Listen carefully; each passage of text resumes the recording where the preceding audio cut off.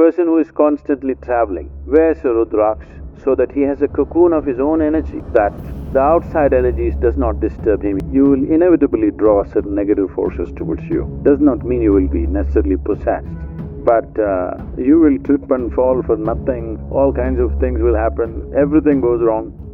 Someone said, man is ill only because he doesn't know how to be still. If you're in touch with Devi, after that, energy is turning negative for you doesn't happen.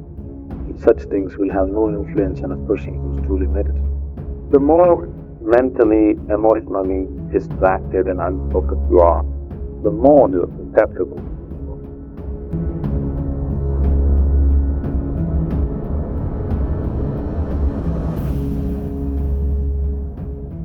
There are people manipulating energy to cause harm to somebody.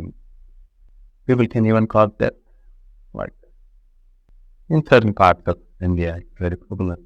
These energies or these kind of practices need not necessarily be directed at you. Right now, if somebody says something negative to me, if I am not receptive to it, you are sitting here, you may get it. It's very much possible. It's like somebody is shooting at each other on the street, you are just walking on the street and you may get shot. So, certain practices, if you bring in certain practices or certain utterances into day-to-day life, one can easily tide over this thing.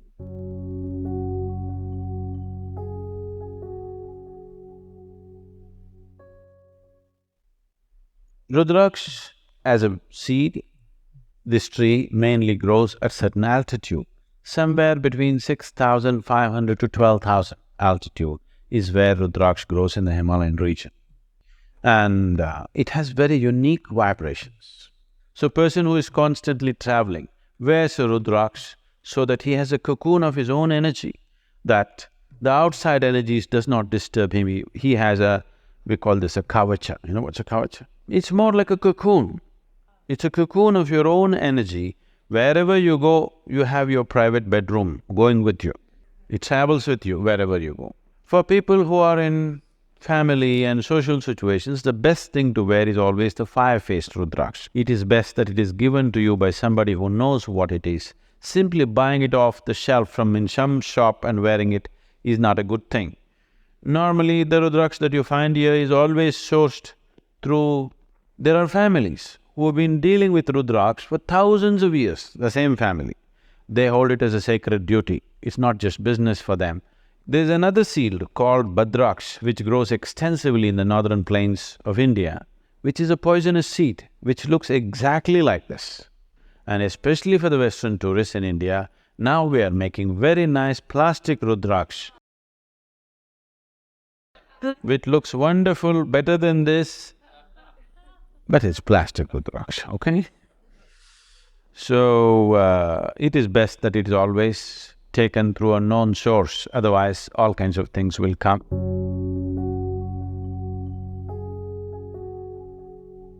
I see today lot of this, for lack of vocabulary, I'm saying, this new age type of people, they're all wearing metal rings on their thumb. Say, if you put a metal ring on your thumb, you will inevitably draw certain negative forces towards you. Does not mean you will be necessarily possessed, but you will trip and fall for nothing, all kinds of things will happen, everything goes wrong. Simple things. I don't know if you've met people or you have been one of them at some time, where when things start going wrong, they go wrong in a series, serial trippings, not one or two, simply it keeps happening. Everything and everything goes wrong from small things to big things, simply because they would have attracted certain dimensions of energy, which is not conducive for doing anything in the world, but it could be conducive to do something else. Only those who want to do occult practices would wear a ring on the thumb. But today, either out of ignorance or fashion, once you put metal on the thumb, you're inviting this.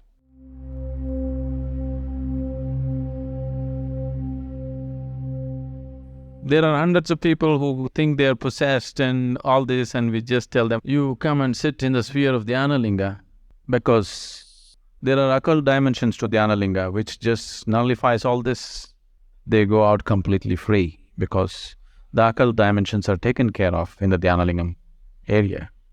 One Paurnami or Amavasya, when things are more receptive for you, just one day, just sit there and go. If you're in touch with Devi, either in the form of yantra or in whichever way, the yantra is in your hands or it's in your heart, it's up to you. Once you are wrapped in the energy that we are referring to as Devi or Bhairavi, after that, energy is turning negative for you doesn't happen. So, if you just make sure you are eating the right kind of food, you're keeping your system well, the chances of you getting messed up because of some other energy or something should be completely out of your life. That Devi will take care.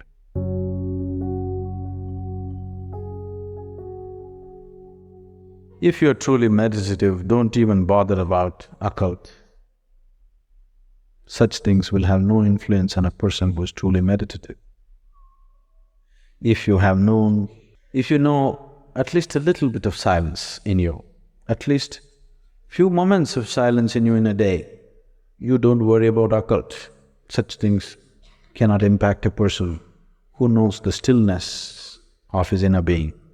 Someone said, man is ill only because he doesn't know how to be still. It's perfectly correct. It's perfectly right. All the illnesses have happened because they don't know how to be still, especially those which affect your mind, especially those which happen because of other influences. These things are possible only because there is no stillness. So right now with the process of meditation, you are bringing that stillness into your life. If you're still, you will not be ill.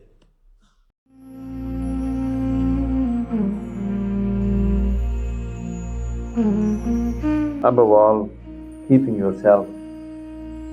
The more mentally, emotionally distracted and unfocused you are, the more you're susceptible to these forces.